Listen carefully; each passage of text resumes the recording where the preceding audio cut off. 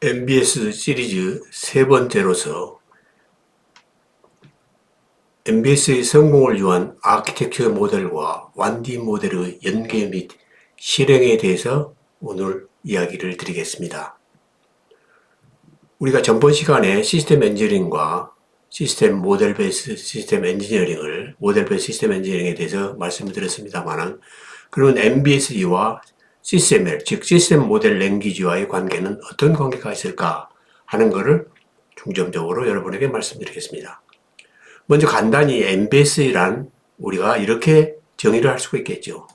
시스템 디벨롭먼트 라이프 사이클, 즉 SDLC를 통해 시스템 엔지니어링 활동에 엄격한 비주얼 모델링 원칙과 모범 사례를 적용하는 것을 강조하는 시스템 엔지니어링의 패러다임이다 라고 이야기를 할 수 있겠습니다. 그렇다면 시스템 모델 랭귀지란 요구를 명확히 정의하고 분석하여 설계의 하드웨어와 소프트웨어로 분할하는 것을 말합니다. 결국 시스템 모델 랭귀지, 즉 CCML은 모델을 표현하는 도구입니다. 이때 CCML을 이용하면 혼자서 아이디어를 어떤 형식으로 나타내면 다른 사람에게도 도움이 될까? 또 아이디어를 공유하면 다 같이 모두가 같이 쓸 수 있기 때문에 모두가 알 수 있는 하나의 시스템 모델 랭귀지라고 이야기할 수 있습니다.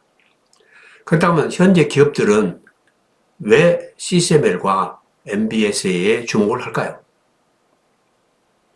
요구를 정리한 후에 아키텍처를 설계, 기술할 때 사용하고 싶기 때문입니다.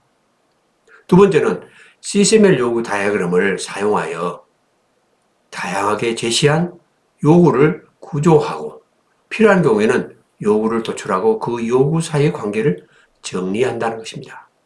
세 번째는 다른 다이어그램과 연계하여 개발의 요구의 추가나 변경이 발생했을 때 설계 실물 등의 영향을 사전에 용이하게 알아볼 수 있는 점에 우리가 CCML에 대해서 관심을 갖고 있으며, 동시에 모델 베이스 시스템 엔지니어링은 다양한 공학 영역에서 멀티도메인이라는 이야기입니다. 그리고 다양한 팀들 간에 CCML에서 제공된 제품의 요구와 아키텍처를, 즉 모델을 이용해서 같이 시가가 보기 쉽게 했다, 조감할 수 있다. 두 번째는 모델을 재이용할 수 있다 하는 겁니다. MBS를 통해서 그 효과를, 영향을 미리 파악할 수 있고, 세 번째는 개발 가능한 초기 단계에서 요구 분석의 오류가 사전에 차단됨으로써 우리가 소위 말하는 설계 기간 단축과 그 다음에 코스트 다운에 우리가 지대한 영향을 줄 수 있습니다. 다음은 시스템 엔지니어링에 사용되는 요구와 아키텍처라고 하는 것을 다시 한번 우리 생각해 보면, 요구는 기능 요구가 우리가 대두되는데, 이때 기능 요구에서 어떻게 요구를 실현하는가 전에, 그러면 그 요구는 그건 무엇인가? 왜 그렇게 필요한가? 라고 하는 걸 명확히 해야 한다는 거죠. 따라서 요구는 측정 가능해야 되고 테스트 가능해야 한다는 겁니다.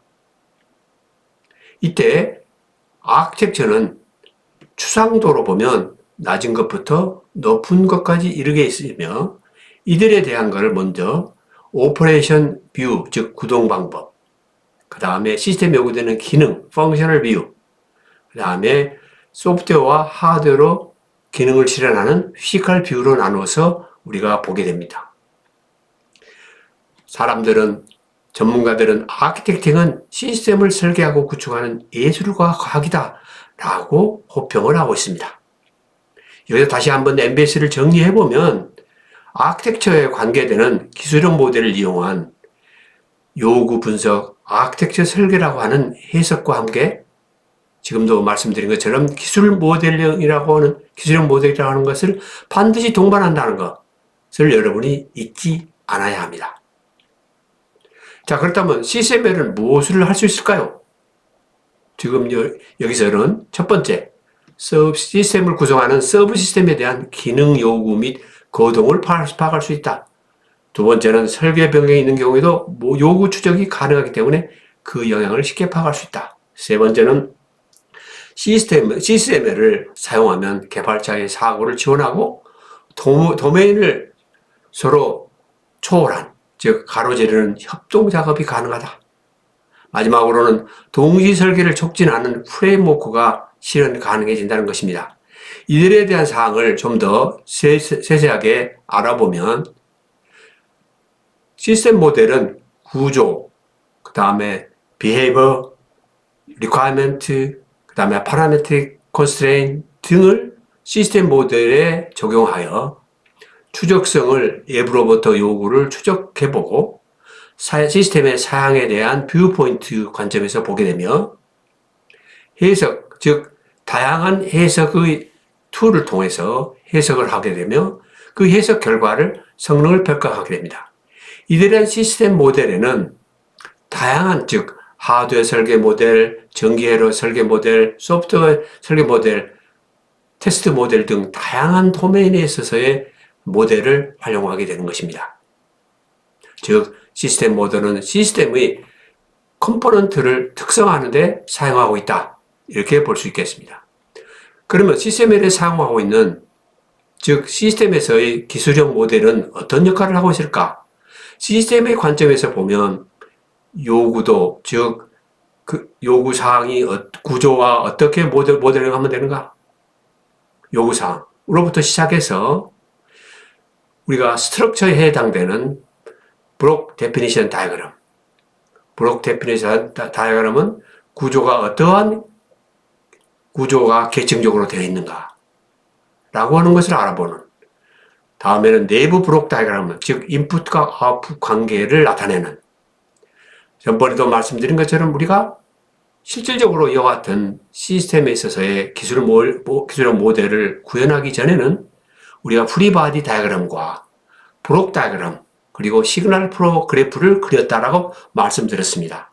이때 사용하는 내부 블록 다이어그램은 블록 다이어그램의 인풋과 아웃풋 관계를 나타낸 것이다 라고 하는 것으로만 조금 하나의 변했다.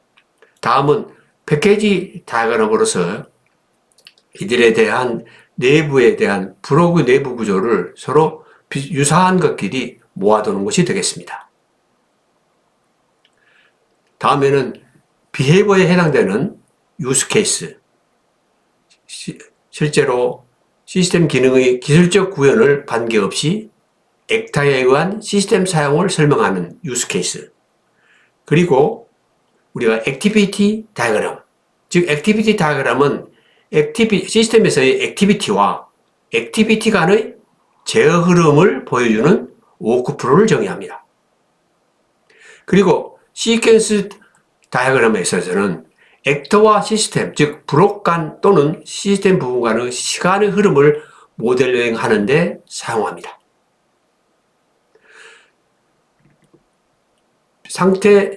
스테이트 머신 다이어그램은 우리가 상태를, 즉 객체의 상태와 상태의 변화를 도식화함으로써 어떠한 변화를 일으키는가, 주로 우리는 이 상태에 처리되는 설계의 오류에 대한 것을 진단하는 데도 사용할 수 있습니다.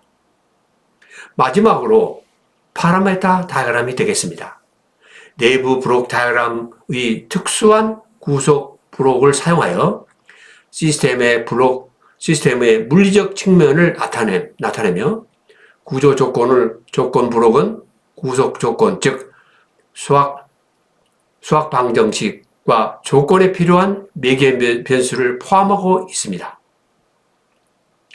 다음은 요구의 상세화 추적성 확보에 대해서 말씀드리면, 우리가 실제적으로 대상 시스템은 XX 상하에서 삼각형의 그리고 점점에 하는 것이다 라고 우리가 요구를 정의한다면, 그 요구를 브레이크다운 시켜서 외부 시스템이 어떤 상황에서 어떻게 하는 건가, 그리고 어떻게 대응할 것인가, 이들에 대한 걸 펑셔널 리퀘어먼트로 브레이크다운 시키며 이들의 만족도를 따져 액티비티를 따지게 되며 이들에 대한 것을 각 서브 시스템에 할당하게 되는 것입니다. 다음은 CCML의 아키텍처 모델을 사용하여 다분야 해석을 어떻게 하고 있느냐.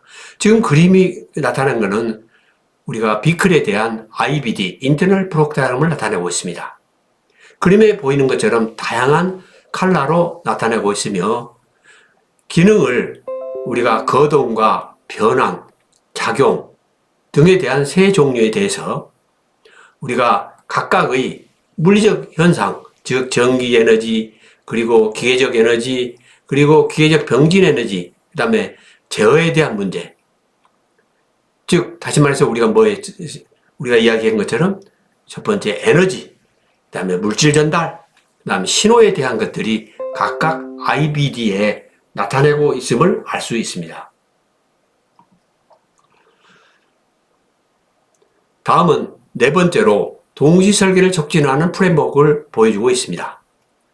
예를 들어서 월풀에 있어서는 과거의 MBS 프로세스를 이와 같은 하나의 시리즈로 해석을 진행했다고 한다면 이제 MBS는 동시 설계를 할 수 있다는, 또한 동시라는 뜻은 멀티 도메인을 동시에 한다는 것. 옛날에는 진동 소음했다, 열 유체했다, 내구했다라고 한 것을 한다면 서로의 분야 간의 물리적 커플링 현상도 고려한, 즉 동시 설계를 촉진하고 있다는 것입니다. 이와 같은 것은 시스템을 고려한 설계 개발은 기능 프로세스별 전문화하는 것이 있고 이들에 대한 것을 시스템별, 즉 시스템에 기능을 단계적으로 적용하여 우리가 동시 설계를 촉진하는 프레임워크를 사용하고 있습니다. 다음은 MBS를 위한 RFLP와 CCML의 관계를 알아보겠습니다. 먼저 제품의 요구사항 및 스펙을 구조하고 시스템에서 시스템, 서브시스템, 그리고 부품별로 나눠 브레이크다운하는 요구사항과 사양 관리하는 R, 제품의 성능 목표 값을 우리가 정의하고 파라미터 조합으로 구성하는 펑션, 그리고 시스템, 서브시스템, 부품의 특성을 시뮬레이션 하기 위한 모델로 만드는 논리적 모델, 그리고 CAD, BOM 기반의 물리적 모델과 그리고 3D 기반의 시뮬레이션 모델로 정의할 수 있는 P, 즉 RFLP로 우리가 구성해서 이들의 관계를 CCML과의 관계를 잘 매칭시켜서 우리가 MBS를 위한 우리가 RFLP와 CCML 모델 랭귀지와의 관계를 잘 우리가 활용하는 것이 되겠습니다.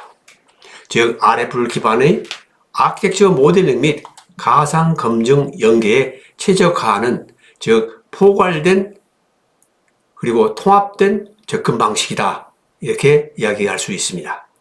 다음은 CCML을 이용한 시스템 설계 방법을 이야기 드리면 지금 방금 전에 말씀드린 RFLP를 그리고 CCML에 나와 있는 9개의 다이어그램의 구성, 즉 어떻게 설계를 할 거냐, 구현할 거냐 하는 걸 나타내고 있습니다.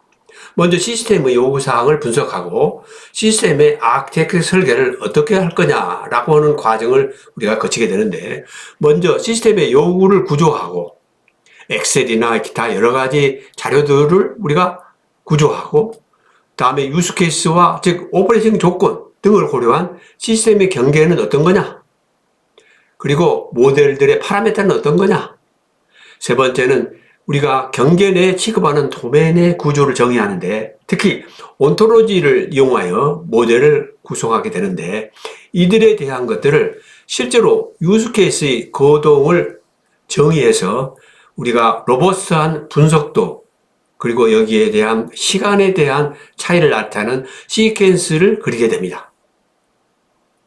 다음에는 시스템의 거동을 정의하여 분할하게 되는데 컴포넌트의 동작을 설계하게 됩니다.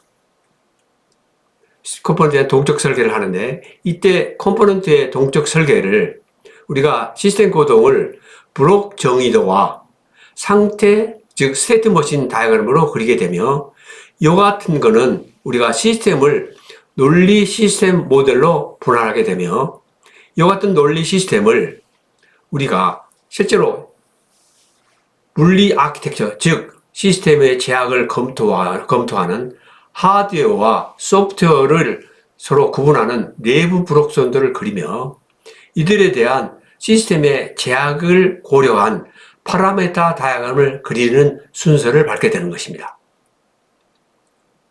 다음은 시스템의 개념 설계 단계에서는 어떻게 우리가 추진하고 있느냐.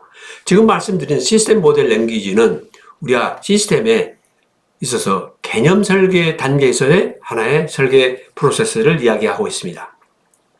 시스템의 요건을 개발을 하기 위해서는 먼저 액터와 시스템의 상호작용, 그리고 시스템의 요건, 그 다음에 논리 데이터의 모델, 그리고 시스템 간의 인터페이스 등을 우리가 시스템의 요건을 개발하는데 우리가 정의를 하면서, 먼저 시스템 개발의 설계는 먼저 기능 전개, 그 다음에 기능 전개로부터 우리가 기능 설계 아키텍처를 설계하게 되고, 기능 아키텍처의 설계를 통해서 우리는 물리적 아키텍처를 설계하게 되는 겁니다. 이 같은 물리적 아키텍처에 의해서 우리는 하위 시스템까지도 우리가 시스템에 대한 요건 사항을 고려하여 우리가 설계 및 검증, 즉 설계와 검증을 우리가 반복해서 계속 수행을 하게 되는데, 이때 개념 설계를 계층적으로 반복할 것이냐 아니냐 하는 거는 우리는 시스템 단계만 할 거냐, 서브시스템 단계 할 거냐, 아니면 하위 즉 컴포넌트 단계 할 거냐라고 하는 것을 정의에 따라서 이 프로세스의 레벨을 우리가 정의하게 되는 겁니다. 한편 이와 같이 개념 설계의 만족도를, 즉 종료를 해도 되겠느냐라고 하는 것에 따라서 종료를 하게 되는데, 이때 시스템에 있어서의 개념 설계 프로세스에는 자주 사용하고 있는 해석과 통합이라고 하는 용어가 많이 대두됩니다. 여기서 해석이라고 하는 것은 시스템의 예부에서 본 기능을 정의하는 작업, 즉 논리 아키텍처 설계다, 이렇게 이야기를 하고요. 통합이라고 하는 것은 우리가 복수 설계의 후보가 있을 때 이들에 대한 물리 아키텍처 설계를 한다라고 여러분이 생각하시면 되겠습니다. 매우 많이 활용되고 있기 때문에 해석과 통합에 대한 데피니션도 여러분들이 조금 잘 인지하시면서 설계에 그리고 개발에 적용했으면 좋겠습니다. 다음은 지금까지 이야기하는 RFLP에서도 이야기한 것처럼 논리 아키텍처에서 물리 아키텍처로 그러면 어떻게 바뀔 거냐, 어떻게 할 거냐라고 하는 이야기죠. 즉 그림에서 보는 것처럼 기능의 관점과 비기능의 관점에서 보게 되는데, 먼저 기능의 요구는 상세와 통합을 통하게 되며, 이들에 대한 것은 실제로 제약을 우리가 배제한 형태로 논리 아키텍처를 우리가 표현하는 것이 되겠습니다. 이와 같은 논리 아키텍처에 비기능이라고 하는 하나의 요구를 도입하여 논리 아키텍처에, 즉 설계 방침이나 비기능 요구를 고려하여 실제 시스템의 제약을 해결하기 위한 구조를 실행 구조, 개발 구조, 배치 구조 등 다양한 일관성이 필요한 국소 구조를 정의하게 되게 되겠습니다. 이와 같은 절차를 밟아서 논리 아키텍처 설계의 주요한 목적은 다시 한번 정의드리면 논리 시스템을 결정하는 것이며, 이를 결정하는 과정에서 논리 서브 시스템의 동작이나 그걸 구성하는 컴포넌트 동작을 설계하지 않으면 안 되며 자연스럽게 동작이 정해지는 것이 되겠습니다. 두 번째는 기능 요구에서 논리 아키텍처로 만들고, 논리 아키텍처에서는 비기능을 고려하여 물리 아키텍처를 만들게 되는 것이다 라고 하는 것을 여러분들이 아셔야 되겠습니다.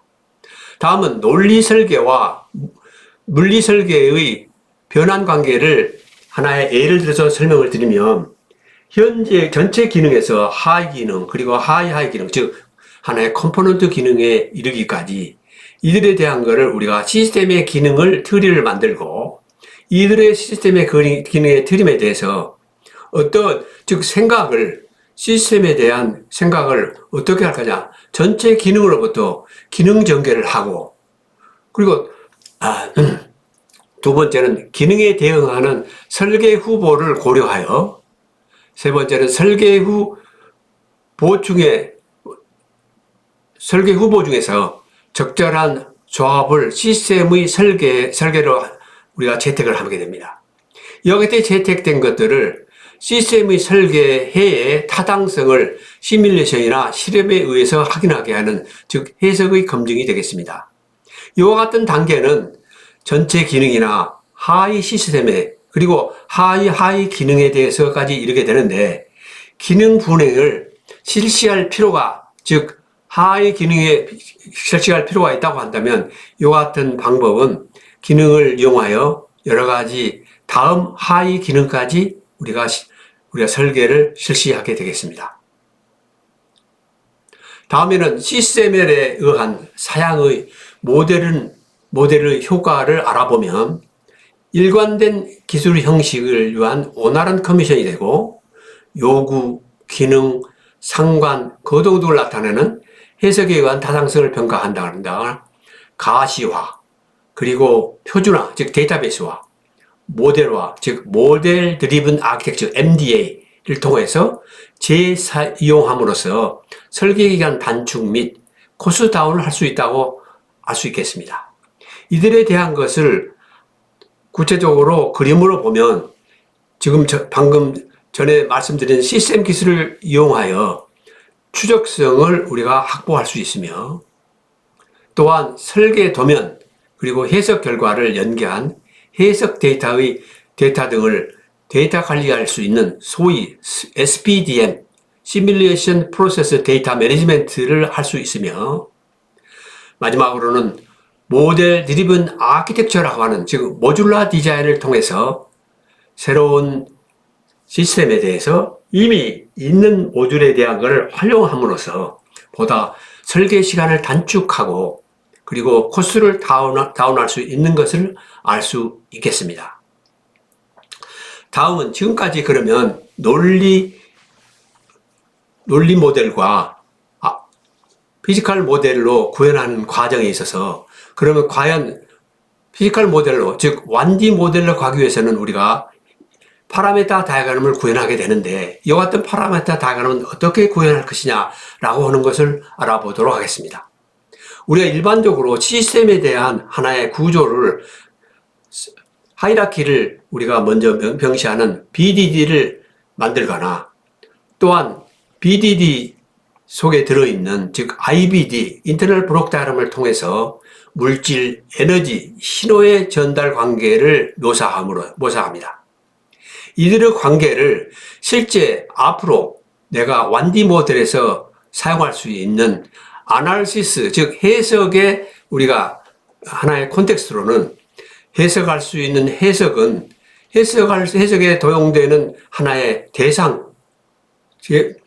대상의 콘텍스트, 그리고 해석에 사용하는 하나의 방정식, 이와 같은 방정식들을 이용해서 파라메타 다이어그램을 그리는데, 이 파라메타 다이어그램은 궁극적으로 BDD나 IBD, 그리고 우리가 아날리시스 콘텍스트를 이용해서 우리가 파라메타 다이어그램을 그리게 되는데, 이와 같은 관계를 IT 회사들은 사용자가 보다 편리하도록 GUI 형태로 만들어 놓음으로 인해서 우리들이 설계에 용이하게 사용할 수 있습니다. 이와 같은 다이어그램들의 원리를, 즉 파라메타 다이어그램을 어떻게 구현하고 있는가 하는 걸 원리를 알므로써 실제로 IT 회사에서 제공하는 하나의 도구를 활용하는 것은 보다 여러분들이 효율적으로 사용할 수 있다, 이렇게 볼 수 있겠습니다. 다음은 아키텍처 모델의 중요성을 다시 한번 강조하기 위해서 지금 그림에서 보이는 V 곡선의 좌편에 해당되는 1, 2, 3, 4, 5, 6, 7가지의 경우를 중에서 노란색으로 나와 있는 1번의 영향, 즉 아키텍처 모델의 중요성을 보기 위해서 실제로 스트럭처 다이어그램에서 어떤 부품을 변경할 거냐라고 하는 설계 방침이 주어졌다면 그 영향을 즉 비헤이버 다이어그램인 액티비티 다이어그램으로 들어가서 살펴보게 됩니다. 이와 같은 액티비티 다이어그램은 결국 그 구성에 대한 영향을 알아보기 위해서 실험적 계획법, 즉 DOE에 의한 부분 변경 시뮬레이션을 하는, 즉 시스템에는, 즉 아키텍처에서는 사칙, 곱하기, 더하기, 빼기, 곱하기, 나누기, 사칙만이 할 수 있기 때문에 DOE에 의한 부품 설계 시뮬레이션을 통해서 그 영향을 사전에 알아볼 수 있는 것이 되겠습니다. 이와 같은 트레이드오프에 의해서 매개 변수 변화 때에는, 즉 키 파라메타, 키 펑션, 키 퍼포먼스 파라메타에 대한 여러 가지 변수에 대해서 이 여러 가지 변수도 여러분이 모델 메저먼트 오브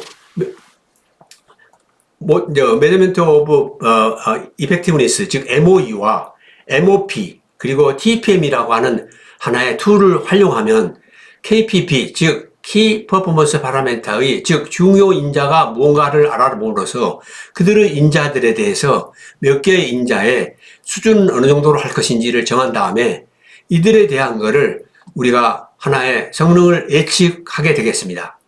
이때 실험값과 아키텍처를 기반으로 한 결과를 비교하고, 지금의 경우는 직선적으로 나와 있습니다만 실제적으로 다양한 곡선적, 1차원적, 2차원적 다양한 곡선이 있을 때 이들의 실제 결과값을 우리가 패턴화, 즉 서포트 벡터 머신을 통하거나 회귀 모델을 통해서 수식화하여 장차 1D 모델에서의 이와 같은 파라메터 간의 관계식을 활용함으로써 설계의 오류, 그리고 설계기간 단축, 그리고 설계의 비용을 절감할 수 있을 것으로 사례됩니다. 다음은 아키텍처를 고려한 1D 모델의 구축 및 연계를 보면 그림에 보시는 1번과 2번 그리고 5번에 대한 것을, 즉 풀비클 모델을, 즉 시뮬레이션 1D 모델로 하고 이 1D 모델에 대한 거동을 정식을 거동을 우리가 나타내고 있습니다. 즉 이거는 우리가 1D 모델이라고 한다는 거죠. 이와 같은 1D 모델을 할 때 시뮬레이션 모델에서 상세한 모델을 모델링해서 해석을 하게 되는데, 이와 같은 모델을 다시 더 세밀하게 나타내는, 즉 요구도를 만족하는 파라메타 스터디를 수행하거나 필요에 따라 기능 설계에 돌아가, 즉 다시 말해서 이 기능이 내가 원하는 목표값보다 다르게 나온다 라고 했을 때는 우리가 다시 기능 설계에 대한, 즉 아키텍처 단계로 돌아가서 우리가 다시 한번 재검토를 함으로써 우리가 설계에 대한 오류를 사전에 우리가 방지할 수 있다, 이렇게 볼 수 있겠습니다. 다음은 실제로 그러면 CCML 아키텍처와 1D 모델의 연계를 할 수 있는 어떠한 도구들이 있을까? 이런 걸 살펴보면 우리가 그림에서 보이는 이와 같은 CCML로부터 우리가 1D 모델을 시뮬레이션하는 시뮬링크나 다이몰라라 연결을 하기 위해서 이와 같은 절차를 밟게 되는데, 즉 CCML로의 아키텍처를 생성하고 아키텍처를 임포트하여 1D 모델을 구체화하고 컴파일 시켜서 시뮬레이션을 실행하고 결과를 검증하는 과정이 되겠습니다. 이와 같은 과정은 일반적으로 많이 활용하는 것은 CCML과 모델리카를 이용하여 모델리카의 메타 모델을 캡처해서 모델리카 언어의 구성가를 지정하고 프로파일을 변환 접근 방식에 도입하는 것을 취하게 되는데, 이때 모델리카로의 변환을 단순화하고 모델리카 내에서의 기존 모델 라이브러리를 보다 직접적으로 활용하여 모델을 재사용할 수 있도록 함으로써 우리가 지금 말씀드린 이와 같은 CCML 아키텍처와 1D 모델의 연계에 대한 하나의 다양한 툴을 활용함으로써 설계 기간 단축 및 코스트 다운을 할 수 있다라고 하는 것을 알 수 있겠습니다. 다음에는 1D 아키텍처 모델과 1D 모델 연계 해석을 통해서 툴을 활용하여 우리는 아키텍처 구성의 라이브러리를 활용하여 작성해서 즉 파라미터 설계를 위한 미분 방식을 지원을 받아 파일에 대한 아키텍처 및 1D 모델의 연동을 통해서 시뮬레이션을 진행하게 됩니다.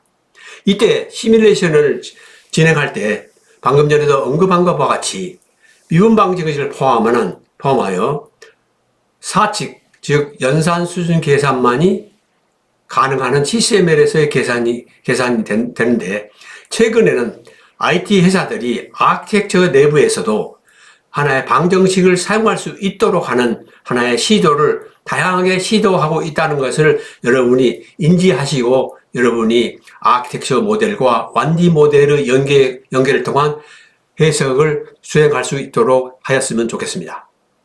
다음은 실질적으로 다양한 소프트웨어 간에 어떻게 그걸 통합할 거냐라고 하는 것이 대두가 되는데, 실제로 일반적으로 많이 사용하는 것이 이제 우리가 FMU, 즉 펑션 모캅 유니티를 이용하게 되는데, 모델별 사용된 해석 소프트웨어들을 이와 같은 FMU로 연계하게 되는데, 실제 실행의 과정을 보면 서브시스템을 우리가 YBD 모델을 만들고 그 다음에 모델을 시뮬크 형식으로 출력해서 시뮬레이션을 완료합니다. 그 다음에 정의된 수식으로부터 컴포넌트를 생성할 수 있고 라이브러리화하여 사용 가능하도록 하고, 소스 코드를 확인한 후에 모델에서 정의된 파라미터와 수식을 사용하여 우리가 필요한 하나의 IT 도구인, 예를 들어서 여기서는 심스케이프 브록으로 우리가 이용해서 하나의 시뮬레이션을 진행하게 되는 겁니다. 그러면 지금까지 설명드린 아키텍처 기반으로 그러면 MBS는 어떤 효과가 있을까라고 하는 것을 살펴보면, 요구사항 변경에 따른 영향을 분석, 파악, 용이하고 집단 지성을 활용한 로버스트 컨셉 설계를 하고, 그 다음에 지속적인 인터페이스 정의를 자동화하며, 그 다음에 설계 변경점의 정확한 파악, 즉 영향도 분석, 상세 설계 전에 예측을 설계를 하고, 그리고 사람들의 에러를 감소시키는 과정, 그리고 로버스트 아키텍처를 만들고, 이들을 위하여 궁극적으로는 시스템의 소프트웨어 코딩을 우리가 어떻게 신속하게 하느냐 하는 것이 결국 아키텍처 기반한 것이 MBS에 대한 하나의 효과로 나타날 수 있겠습니다. 마지막으로 그러면 우리가 V곡선에서 이야기하는 1D 모델에서 다양한 우리가 시뮬레이션을 해석을 할 텐데, 이와 같은 걸 할 때는 먼저 시스템 멀티 피직스에 대한 모델에 대한 것을 최적화를 하기 위해서는 저 모델은 우리가 픽스를 하고, 그리고 두 번째는 우리가 시스템 멀티 피직스를 픽스하고 저기에 대한 걸 모델링을 통해서 우리가 각각 시뮬레이션을 한 동안에 하면서 각각에 대한 우리가 최적화를 실시하고, 그 다음에 1D 모델과 3D 모델 간의 코시뮬레이션.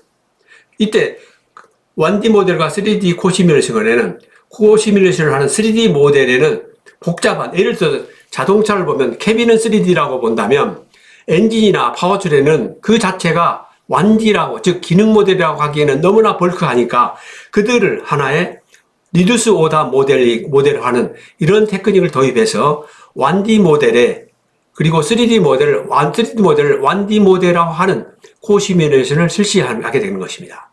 이와 똑같은 방법을 통해서 결국 해석 결과를 데이터베이스화한 후에 시스템 모델의 모듈화를 통해서 시뮬레이터를 활용함으로써 우리가 설계기간 단축 및 코스트 다운을 우리가 도모할 수 있다는 것을 알 수 있습니다. 지금까지 MBS 시리즈 3번에 걸쳐서 말씀드렸습니다만은, 지금의 MBS 시리즈 3를 보시기 전에 반드시 MBS 1, 2를 보시면서 MBS 시리즈 3를 보시면 더욱 여러분에게 도움이 되시겠습니다. 감사합니다.